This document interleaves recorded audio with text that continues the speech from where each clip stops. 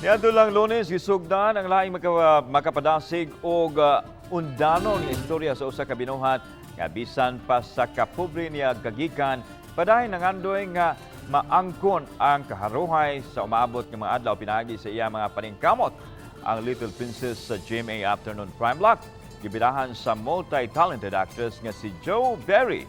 Istorya kini nga naghubit sa pamilya, kalampusan ug pagka-malahutayon nga magdala og gugma og inspirasyon sa mga kapuso viewers. Gani mapasalamaton si Joe Berry sa role nga gihatag kaniya kay gusto niyang magka-inspire sa daghang mga tao. Uban ni Joe sa mga series silang Regine Cruz, Juancho Trevino, Angelica de la Cruz, Gistone Alarcon, Geneva Cruz ug uban pa. Mga kapuso, padayon lang ang pagsunod matag alas 3 sa hapon sa istorya ni Little Princess human sa Las Hermanas.